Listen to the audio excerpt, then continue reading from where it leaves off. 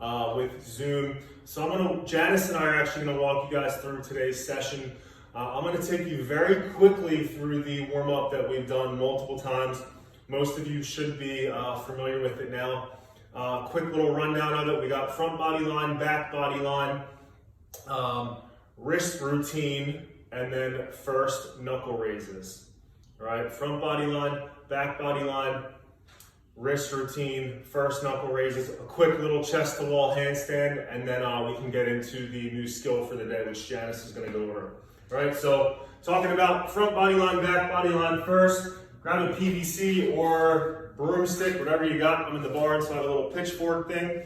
We're going to start off with the front body line, some quick key points review. I'm going to lay on my stomach with the PVC extended overhead. My forehead's on the ground, my hips and top of my feet are on the ground as well. Right, so I'm looking straight down. I'm trying to get the PVC or the pipe dead center of your head as I'm laying. So I'm pulling the PVC off the floor. My arms stay straight, my wrist stays straight as well. Okay, so it's gonna look like this.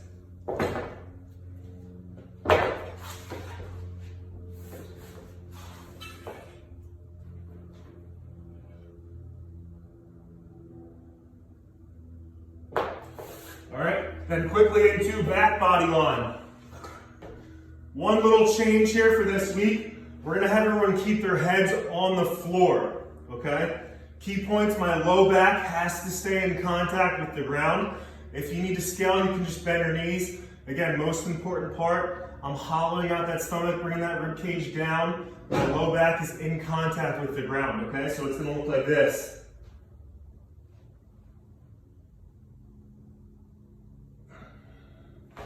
All right, if you feel your low back lift up, you need to degress a little bit. Bend your knees, keep that rib cage down. Low back on the ground, and then put your head down. All right? Then we have the wrist routine. We're gonna go 10 reps, 2 sets. 10 reps, leaning forward. Middle finger towards the knees for the second set. 10 reps with the middle finger towards the knees. And then 10 reps with the hands pointing out to the side. Right? Then we're gonna go to first knuckle raises. All fours. I'm going to rock forward into that first knuckle, lift up, lower yourself down. 2 sets of 10 on these as well. Then we're going to hop up to the wall. We're going to do 2 sets of a 20-second chest to wall handstand.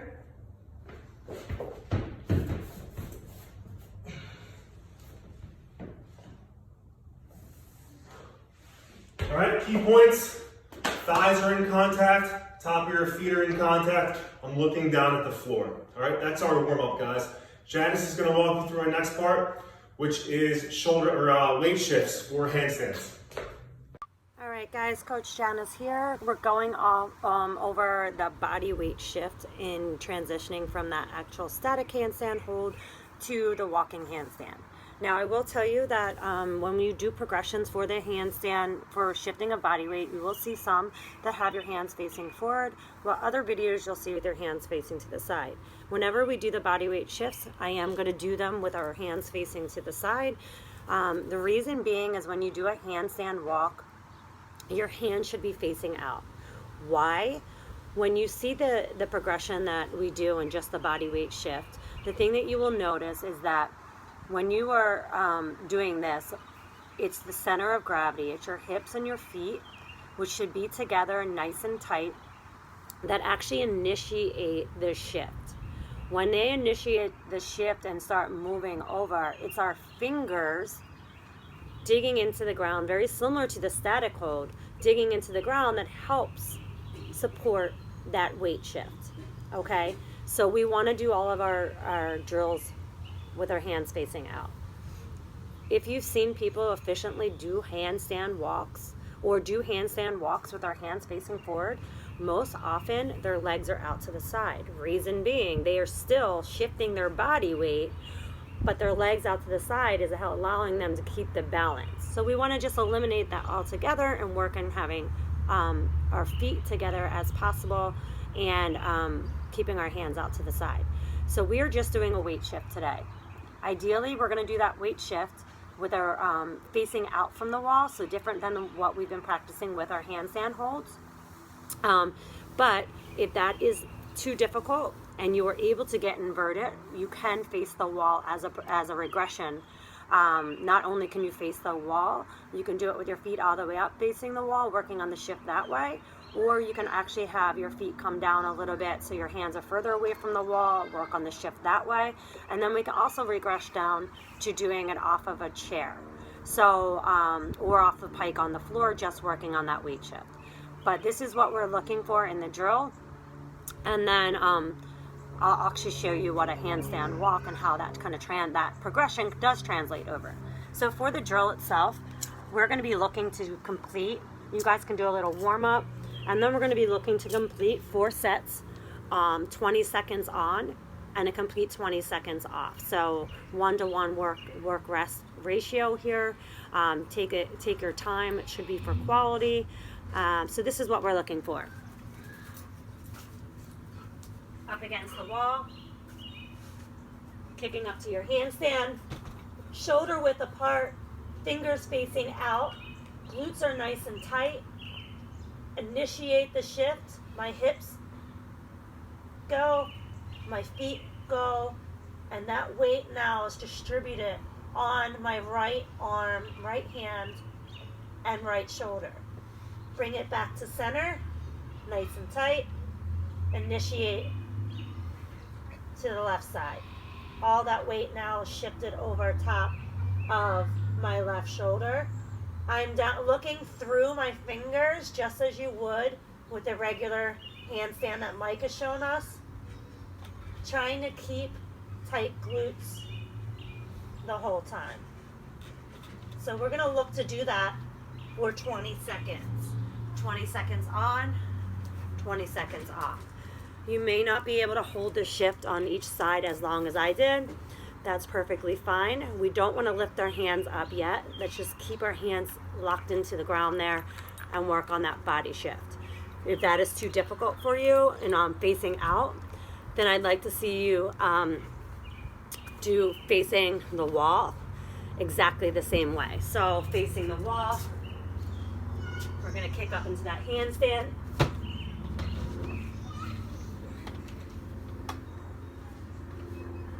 Hands are facing out. We're going to keep your toes pointed here, just so you're easily able to move along the wall. If that's too tough for you, walk your hands out and work on your shift there. It is a lot harder, well, right now I'm on my siding, to shift your whole hips here, but you get the idea of the weight shift. Weight shift on your fingers. From there, if that's still too difficult, put those feet up onto a chair or a box and work that way, shifting the body weight over top of the fingers from side to side. I'm going to do a little walk here on my hands, and then you can kind of see from that drill how that actually translates to the actual walk. Here you go, guys.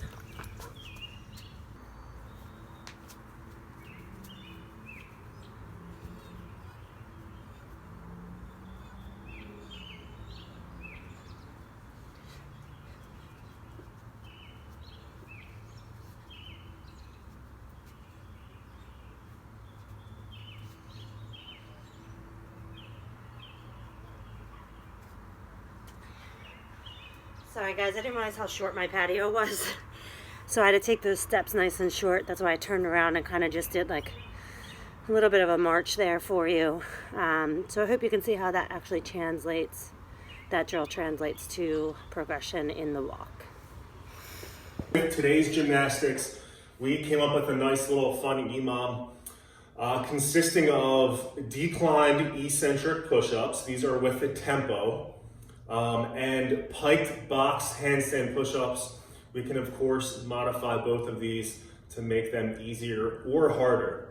So let's start off with the tempo eccentric push-up. It's a 4-2-0-0 tempo. So we're gonna go down for 4 seconds. I like to use a Mississippi count, so I'll go 4 Mississippi, 3 Mississippi, 2 Mississippi, 1 Mississippi. That's the end range of motion. We're gonna hold for 2 seconds, so I'm gonna be at the bottom of that push-up. 2 Mississippi, 1 Mississippi, press back up. That's the first rep. All right, so I'll show you guys what it looks like. Ideally, you're gonna have your feet on an elevated surface, and you'll have 2 elevated surfaces for your hands. It might help a little bit to make the surfaces a little bit wider, just so you can get all the way down. We're trying to get as deep as we can. All right, so it's gonna look like this. I'm gonna count for you guys out loud, just so you can get a feel for it. Also focusing on staying protracted at the top, right? So I'm already actively pressing into the floor, basically, versus getting lazy here, starting here, right? So focus on pressing. It might feel like you're rounding your back a little, but really pressing. It's called protracting your shoulder blades, right? From here, 4 Mississippi, 3 Mississippi, 2 Mississippi, 1 Mississippi. Timing was a little off. I'm all the way at the bottom. 1 Mississippi, 2 Mississippi, back up. I'll do another rep because that was a little sloppy. Ready? 4 Mississippi, 3 Mississippi, 2 Mississippi, 1 Mississippi, 1 Mississippi, 2 Mississippi, back up. All right? So that is the eccentric tempo push-up. Next we have the piked box handstand push-up. We can make these, again, harder or easier. So the piked box handstand push-up, I'll start off on this high surface. Goal is to try to get to a 90-degree angle with your hips. So it's going to look like this.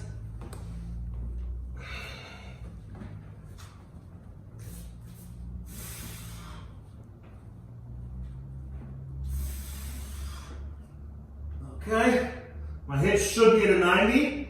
And then the difference here, what you guys are looking for, right now I'm kind of being lazy versus actively pressing. So this is kind of lazy. This is pressing, looking down at the floor.